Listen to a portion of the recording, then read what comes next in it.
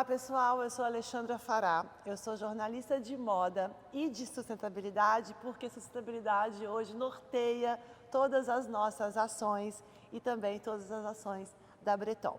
Bom, eu estou aqui com o Miguel Moraes, o Miguel é diretor da Conservação Internacional, que é uma organização muito importante e que hoje a gente vai ficar sabendo tudo, como ela funciona e como é que a gente, como empresa, assim como a Breton, pode se alinhar à CI, a Conservação Internacional, para ter práticas mais sustentáveis e mais alinhadas com o meio ambiente. Muito obrigada, Miguel, por estar aqui. Bom, acho que vamos começar do zero, contar para todo mundo o que é a Conservação Internacional, o histórico de vocês, o foco de vocês. Legal, obrigado pela oportunidade, né? A Conservação Internacional é uma organização não governamental que trabalha com o ambientalismo. Né? Nós somos uma organização que estamos em mais de 30 países. Aqui no Brasil a gente faz 30 anos, agora em 2020. Nossa. É um trabalho aí bastante robusto, de anos, né? A gente tem projetos em todas as regiões do país, com os diferentes temas do ambientalismo. Eu estou há pouco tempo na CI, sabe, Alessandra? Eu estou há 2 anos na CI, mas eu tenho que te dizer que eu tenho o maior orgulho de fazer parte dessa história. Imagina. Porque a trajetória da conservação internacional, ela se confunde um pouco com a trajetória do próprio ambientalismo. E eu acho que a trajetória do ambientalismo, no fundo, é uma busca pela liberdade, sabe? É uma história de luta, mas é também uma história de amor, é uma história de paixão, é uma história de significado, sabe? E na CI a gente encontrou ou encontra um espaço fértil para construir caminhos. Então eu estou muito contente de trabalhar na CI. Muito bem. Bom, a CI é de antes da Eco 92.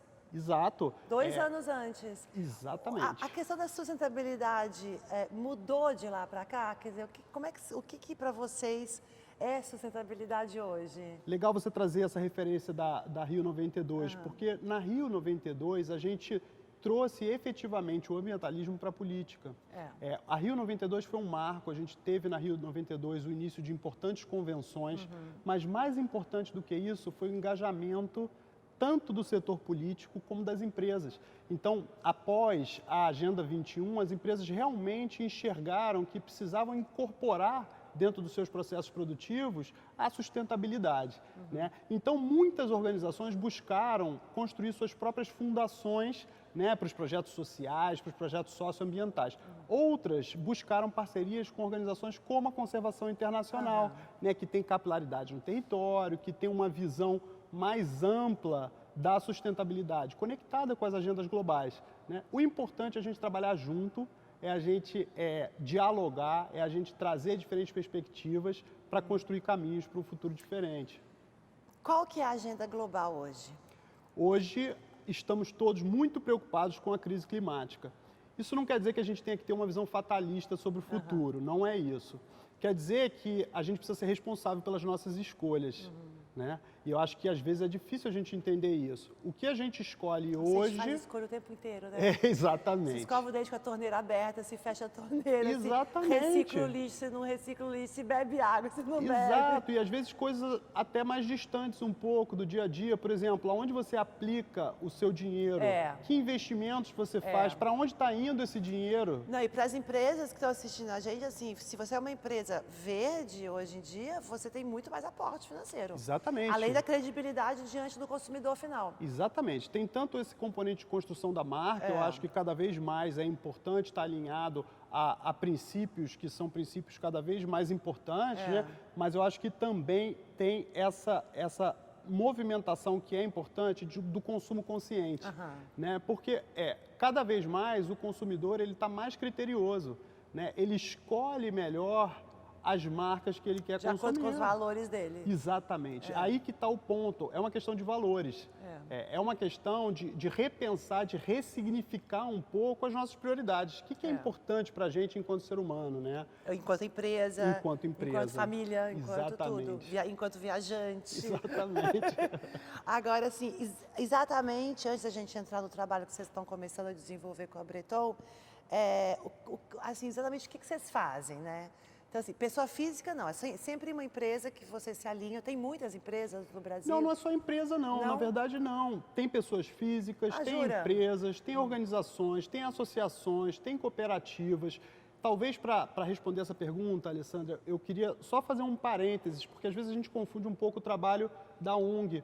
A ONG, no final das contas, é uma organização não governamental. Qualquer organização não governamental, teoricamente, é uma ONG. Só que existem ONGs com fins lucrativos e ONGs que não têm fins lucrativos. Né? Por exemplo, a ACI é uma associação privada, então também é uma organização privada, né? Apesar de não ter fins lucrativos. Então, às vezes, a gente confunde. No final das contas, a ONG, ela representa a sociedade civil organizada. Isso significa que é um canal para dar voz ao povo, sabe? Quando a gente não tem a presença do Estado apoiando, quando a gente tem imperfeições de mercado, né, a gente precisa de algum ator que entre na jogada para defender a comunidade, para defender o povo, para defender a sociedade, para defender os valores que importam para a sociedade. Tá, mas quando vocês atuam dentro de empresas? Não necessariamente. A gente atua, por exemplo, junto a bancos de desenvolvimento. Sei. Por exemplo, a gente ouviu nos últimos meses uma discussão muito grande sobre o Fundo Amazônia, né? Um recurso que vem de fora e que é operado pelo BNDES. A gente tem projetos, por exemplo, com recursos do Fundo Amazônia. Né? A gente fortalece cadeias produtivas sustentáveis na região do Tapajós. Mas a gente tem projetos com recursos do Banco Mundial, com recursos do Fundo Global para o Meio Ambiente, com recursos de empresa. E deixa eu te perguntar uma coisa, a industrialização tem como ela ser sustentável? Essa é uma boa pergunta. Essa é uma boa pergunta. Essa é uma pergunta de 5 milhões de dólares. Não, eu acho que, assim... Quer dizer, quais são os caminhos para a gente fazer criar produtos para satisfazer o conforto que todos nós queremos, né, que a gente merece também, sem atrapalhar o fluxo da natureza, digamos assim. Esse é um bom ponto. Eu acho que no passado, quando a gente caminhou para uma lógica mais industrial, a gente se afastou de muitas coisas que eram importantes para a gente.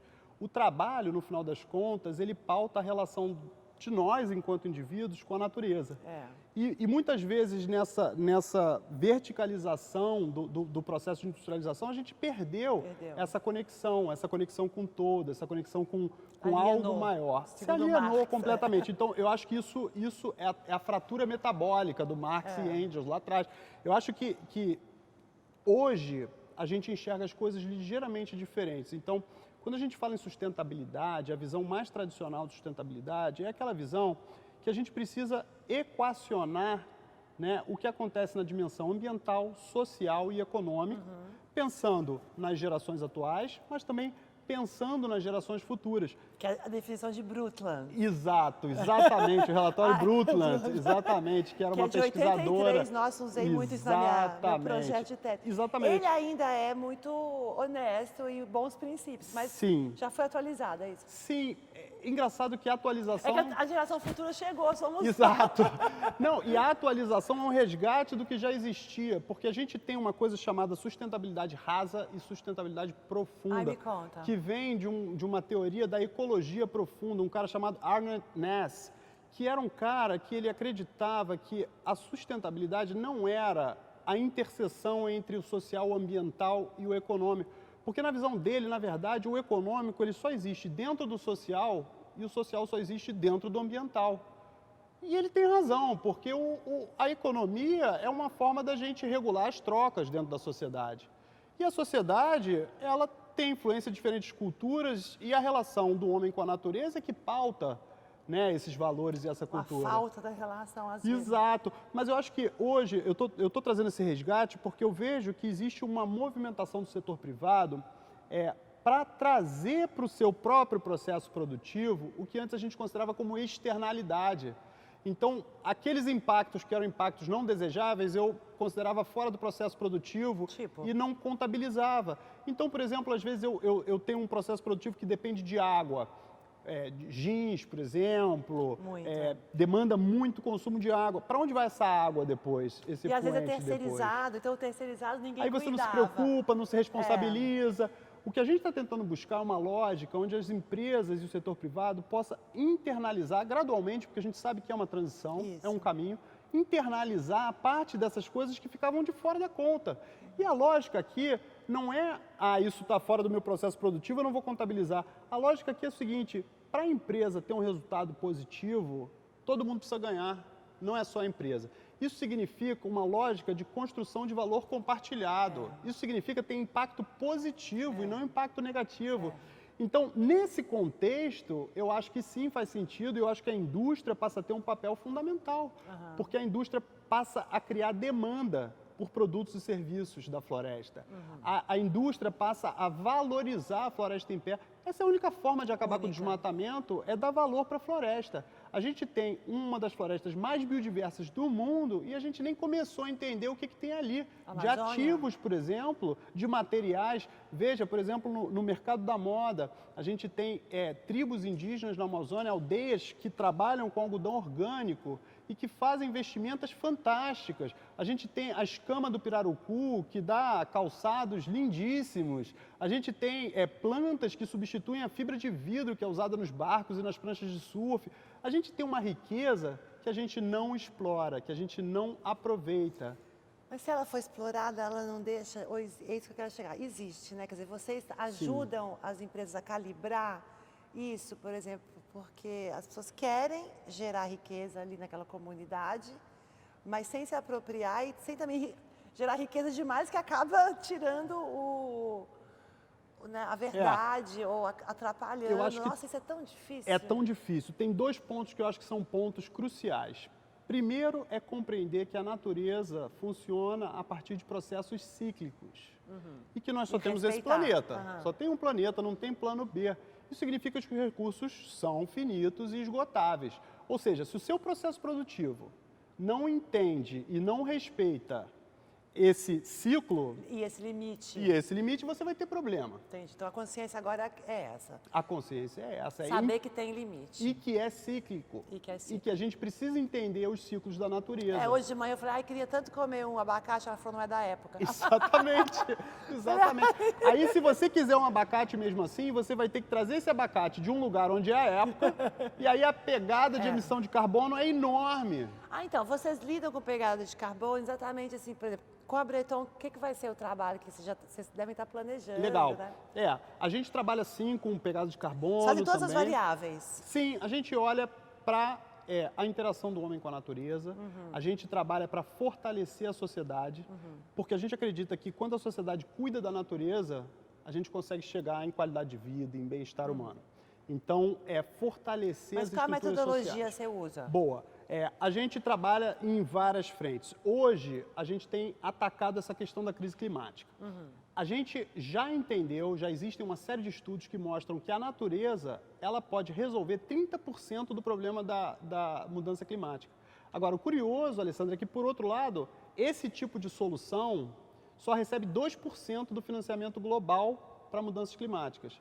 Ou seja, a gente tem uma Ferrari estacionada, sabe? A gente tem uma Ferrari que a gente não está usando. A Amazônia, por exemplo, ela tem um potencial de regeneração natural que é enorme. Ou seja, a gente está perdendo a oportunidade de incentivar, de estimular, de facilitar um processo e ao fazer isso a gente poderia ter, por exemplo, um carbono muito mais barato, mas a gente ainda não consegue ter essa visão. O que é o carbono mais barato? Boa pergunta, boa pergunta. Hoje o carbono ele é comercializado, hoje a gente emite créditos de carbono. O Brasil ele ainda não regulamentou o mercado de carbono, a gente está nessa discussão há muito tempo, mas gradualmente o carbono se torna uma commodity. E a perspectiva é que você, quando emite carbono para a atmosfera, gás carbônico para a atmosfera, você contribui com o aquecimento global. Certo. Por outro lado, se você consegue encontrar formas de sequestrar, retirar esse carbono da atmosfera e imobilizar ele, você está contribuindo com a solução. Então eu tenho um carro. E aí você tem aí, um mercado. Eu tenho um carro e eu solto o carbono na natureza. Exato. Como é que eu sequestro e neutralizo? Plantando árvore? Por exemplo. Ou? Plantando árvore é uma forma, manguezais, aquele acúmulo de matéria orgânica que tem no fundo, é outro, por exemplo. É ouro isso, né? Hoje, a restauração de ecossistemas naturais é o principal método, talvez o mais custo-efetivo para o sequestro de carbono. Mas a gente não pode olhar só para sequestro de carbono, a gente tem que olhar também para a redução das emissões. Porque não adianta você... Porque é só 30%. Porque não adianta você ficar enxugando gelo. Sabe assim, eu estou restaurando daqui, sequestrando, mas eu continuo desmatando dali. Então, não adianta, né? O trabalho que a gente está fazendo com a Breton é um trabalho mais amplo um pouquinho, que ele olha para essas soluções baseadas na natureza. Só que o que a gente está tentando fazer com a Breton é valorizar a floresta, né? É aproveitar melhor uma série de recursos que a gente tem, né, para agregar valor na base. Então, ali na região do Tapajós, ali perto de Santarém, quem não conhece, é uma região lindíssima, lindíssima, vale muito visitar. Ali a gente tem algumas reservas extrativistas, que são unidades de conservação, são áreas protegidas que prevêem o uso sustentável dos recursos. Então, a gente tem alguns casos bem legais, uns exemplos excelentes de manejo sustentável, manejo florestal sustentável, de móveis com madeira caída, uma série de produtos com madeira local que são riquíssimos. E aí a ideia da gente foi trazer a Breton e trazer designers para ajudar a fortalecer essa cadeia produtiva de produtos madeireiros na região. Então, não só olhando para o acesso ao mercado, mas também para o olhar fino da estética do consumidor aqui, né? Então a gente faz essa ponte e ajuda a construir uma cadeia mais sustentável. Que bom, porque assim, durante muito essa coisa de qualquer coisa que mesmo seja feia, for sustentável, assim, pesou, não ajudou muita gente na nossa luta. Não. Assim, porque tudo que é veganinho, sustentável, orgânico, é meio feinho, de feirinha, assim, não, eu amo uma feirinha. Mas, e mais caro. E mais Ainda caro, tem isso. né? Tem isso. Então, eu acho assim, quando a gente alia... Porque sustentabilidade não se vende, né? Quer dizer, você vende uma coisa gostosa, Exato. Um tecido maravilhoso, um conforto, uma beleza, né? Quer dizer, sustentabilidade tem que ser valor intrínseco, né? Assim. Mas eu acho que é a história do valor e do valor intrínseco. Eu vou te dar um exemplo. Existe uma cooperativa na Amazônia que produz uma série de produtos madeireiros, inclusive móveis. Isso é lindo. Isso é indígena. Isso é do Zé Uanauá, do Rio Gregório. É também ela para lá? É lá para o oeste da Amazônia, no Acre. Ah, tá bom. Existe um trabalho que eles fazem, o modelo de negócio é diferente. Então, o lucro não vai todo para a empresa. Parte do lucro é dividido para fundos específicos na comunidade. Então, parte do lucro vai para a infraestrutura, parte do lucro vai para o fundo de saúde, parte do lucro vai para a educação. É um novo capitalismo. Independente de quem trabalha, toda a comunidade se beneficia daquilo. É um novo capitalismo. Então, isso é o futuro, é uma forma da gente enxergar as coisas diferentes. E com toda a comunidade se beneficiando, o que acontece com o mundo? Então, isso é bacana, porque a gente cria um ciclo virtuoso de transformação e de mudança. A gente comentou aqui sobre essa pulseira e a Uanauá, e eu aprendi uma coisa muito bacana com eles. Eu aprendi que, na verdade, o que a gente faz é buscar a cura do mundo. E, na verdade, a cura do mundo a gente só vai alcançar espalhando amor. Sabe? Então, eu acho que é isso que a gente faz um pouco, sabe? E eu acho que a Breton entendeu isso e está vindo junto com a gente para a gente construir um futuro diferente, cheio de oportunidades, cheio de diversidade, cheio de equidade, cheio de inclusão, sabe? E com muito amor. Exatamente, com muito amor. Sustentabilidade é amor. Exatamente. Quem ama, cuida. Exatamente. E temos que cuidar do nosso planeta, da nossa casa, dos nossos móveis, Exatamente. dos nossos amigos. Exatamente. É isso? Bom, queria te agradecer muito por essa aula de atualização do que é sustentável, os novos conceitos e muito sucesso no que vocês vão desenvolver com a Breton. Quero acompanhar de perto e fica aqui o meu convite para eu mesma ir para o Tapajós. Beleza, obrigado. A gente está Quero muito conhecer animado com esse trabalho da Breton. A CI já fez a escolha da gente vai encarar essa crise climática, a gente vai trabalhar para mudar e construir um futuro melhor. A Breton já fez a escolha dela e está construindo isso com a gente. Agora fica o convite para todo mundo, para todas as organizações, procure a gente, vamos conversar, vamos pensar em outros caminhos. Conservaçãointernacional.org. Muito bem. Obrigada, Miguel. Obrigado, Ali. Obrigada mesmo. É isso aí, pessoal. Até a próxima.